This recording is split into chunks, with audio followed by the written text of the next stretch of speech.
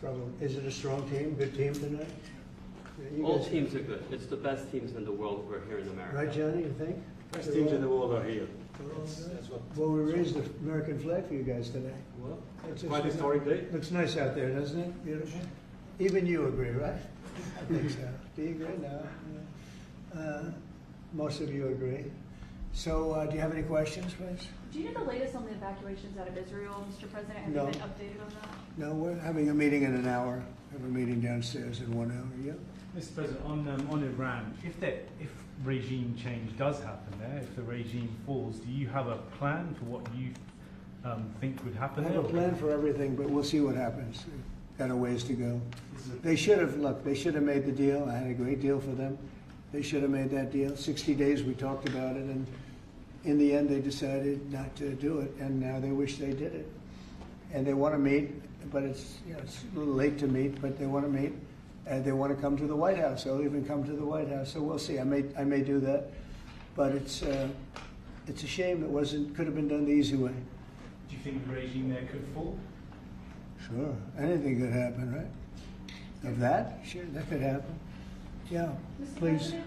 President, the Senate Judiciary Committee is holding a hearing on who exactly was running the White House under Joe Biden. Who do you think that was? I think the auto pen ran the White House.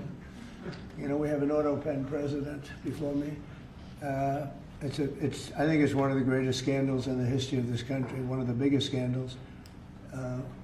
He wasn't making a decision.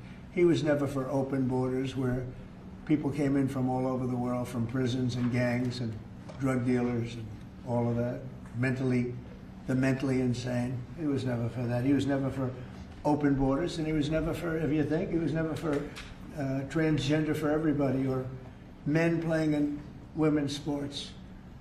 You know, he was never for that. Have you ever had women? Could a woman make your team, fellas? Tell me. You think? You're being nice. What do you think? Think a woman could make the team? General managers, what do you think? Difficult. You don't say it. Close. We have a very good women's team though. We You won do the have, right? championship. But they should be playing with women, right? You know, it's one of those things. One of those things. See, they're very diplomatic.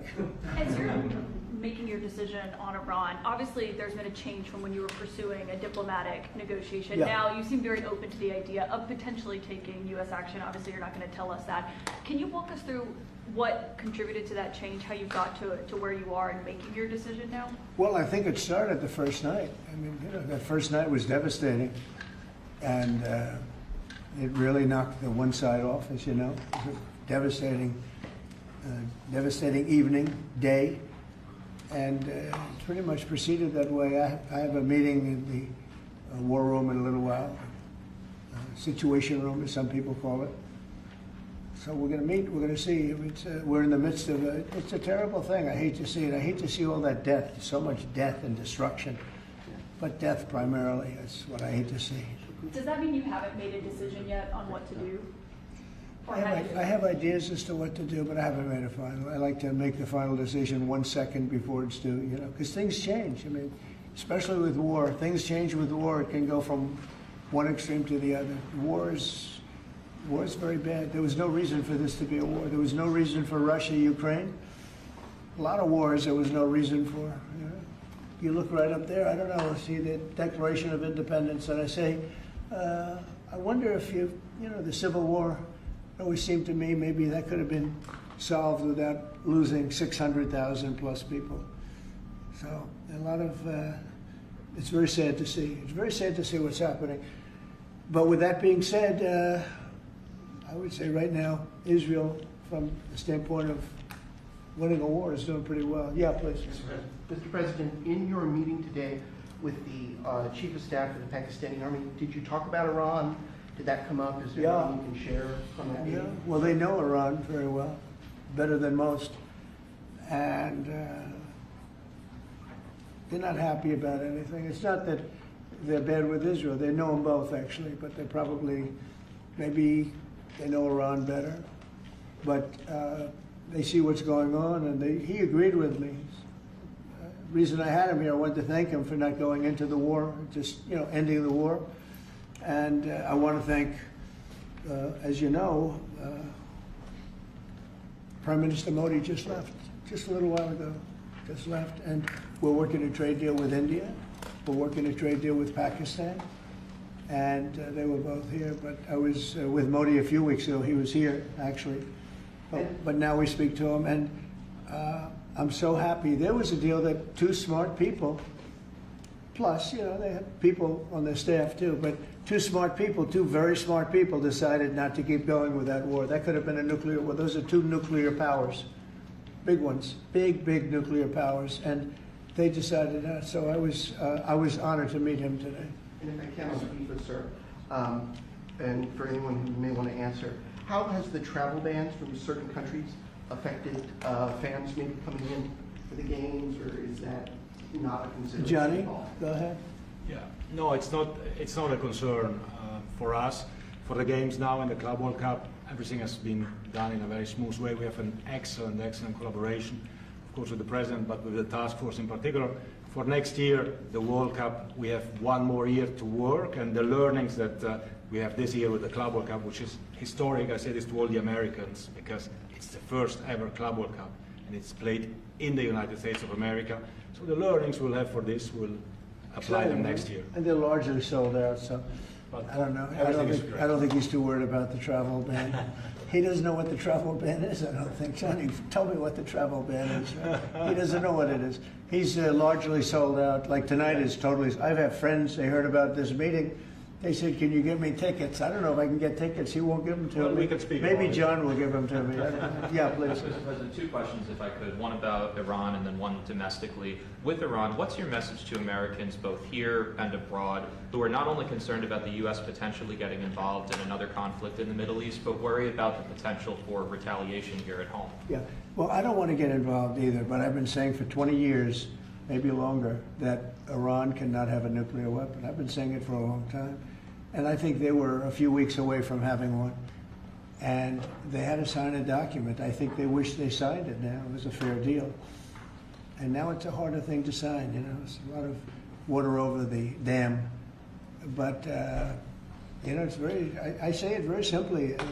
Iran can't have a nuclear weapon. Too much devastation.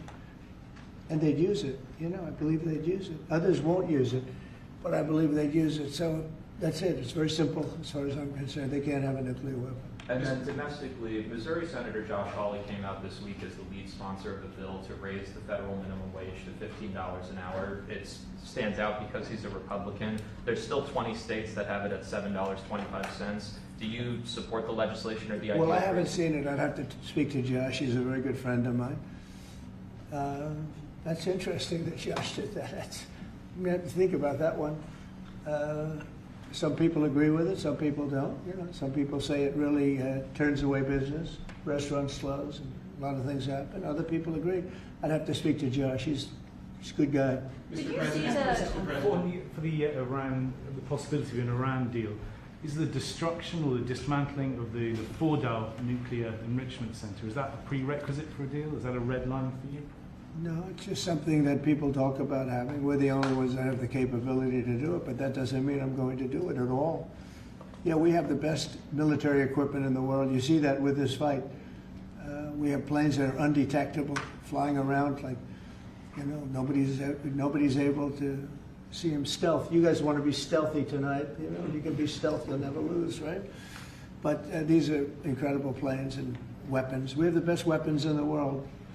By far, nobody close, and I mean, certain countries take advantage of that. Israel has incredible weaponry, so we'll see what happens. I've been asked about it by everybody, but I haven't made a decision. Mr. President, you talked earlier today about having daily conversations with Prime Minister Netanyahu. Yeah. How have those conversations weighed on you in terms of getting more involved? He's been lobbying for the U.S. to get more involved. Has that had an impact in kind of your evolution, sir? Look, we talk, and I'd like to see everything done. I would have preferred having just an agreement, a strong agreement, you know, verifiable agreement. But it was such a shame. They were so close. You know, Iran was very close to signing what would have been a very good agreement for them. And maybe that could still happen, I guess, you know. They do want to come and see us. They want to see me in the White House. That's a big statement. but it's very late. Is it enough of a statement to hold off getting? We're going to see what happens. Look, we're going to see what happens. Ending it as soon as you can would be good. Have you closed the door on meeting with them? No. Okay, so it's still open to them coming here in your Yeah, eyes? I mean, they asked if they could come. We'll see if that happens. And It's not that easy for them to come. They can't get out. You know, they're in Iran, and in one case, the guy wanted to come so badly, but he can't get out because his bombs dropping all over the place. Have you seen the Tucker Carlson, Senator Ted Cruz interview? It seems like this issue on whether or not the United States should strike is kind of dividing a lot of your supporters. No, my supporters are for me. My supporters are America first. They make America great again. My supporters don't want to see Iran have a nuclear weapon. Tucker's a nice guy. He called and apologized the other day because he thought he said things that were a little bit too strong, and I appreciated that. And Ted Cruz is a nice guy. I mean, he's been with me for a long time. I'd say once the race was over, he's been with me ever since, right? But very simple. If they think that it's okay for Iran to have a nuclear weapon, then they should oppose me, but nobody thinks it's okay. People that don't want, I don't want to fight either. I'm not looking to fight. But if it's a choice between fighting and them having a nuclear weapon, you have to do what you have to do. Maybe we won't have to fight. Don't forget, we haven't been fighting. We add a certain amount of genius to everything, but we haven't been fighting at all. Israel's done a very good job of that. But we'll see what happens. The bottom line is they can't have nuclear. And if Ted, I can't imagine that Ted Cruz said it's okay for Iran to have nuclear, including Tucker. I don't think Tucker says it's okay. The problem is then they get themselves into a thing. They don't want them to have nuclear, but then they say, well, we don't want to fight. Well, you're going to have to make a choice because it's possible that you're going to have to fight for them not to have nuclear. And it's interesting because I did ask Tucker, I said, well, are you okay with nuclear weapons being in the hands of Iran? And he sort of didn't like that. He didn't want to really, but he sort of didn't like that. And I said, well, if it's okay with you, then you and I do have a difference. But it's really not okay with him. Therefore, you may have to fight, and maybe it'll end, and maybe it'll end very quickly.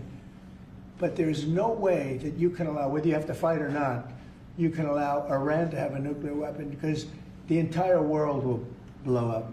I'm not going to let that happen. Mr. President, on the southern border. You had a bit of a row with President Emmanuel Macron of France the other day at the G7, No, it sounded like. he's a nice guy. Look, he said I was going back home to make a ceasefire. Not a ceasefire. We're long beyond ceasefire. And I said, why do you say that? Why would you say ceasefire? It's a bad term to use. Because a ceasefire means like everything's going swimmingly, we'll take a little time off. It's not. We're not looking for a ceasefire. We're looking for a total, complete victory. Again, you know what the victory is. No nuclear weapon. Mr. President. So I thought it was a very badly worded statement by him, and obviously I let him know that. On the southern border, you've had record low numbers for the month of May, 95 apprehensions, 0 releases, compared to that of the previous administration exactly a year ago, more than 60,000 releases. What do you attribute that success to? I like you. Who are you with? Turning Point USA, sir. Well, they're very good. Turning Point. Charlie, very good. That's what I call a good question, fellas. 1 out of 10, John. 1 out of 10, but that's a really good question. No, we had record good numbers on the border. And people are coming in, but they have to come in legally. Like some of these guys behind me, they have to come in legally. And if they come in legally, we want them. They have to say they love America, they love our country. And if they can't say that, we don't want them. Thank you very much. Very nice. Thank you very much, everybody. Thank you, press. Thank you. Thank you, guys. Thank you, guys. Thank you. Thanks. Thank you. Thank you, Mr. President. Thank you very much. Thanks. Nice Pulitzer Prize. Fella, hey, Doug, take a good picture. Thank you, guys. Pulitzer Prize winner. Thank you, guys. New York Times. Can keep Pulitzer. moving. Thank you. The Times is Thank the you, bad guys. part. Thank you, everybody. Keep moving. See you, guys.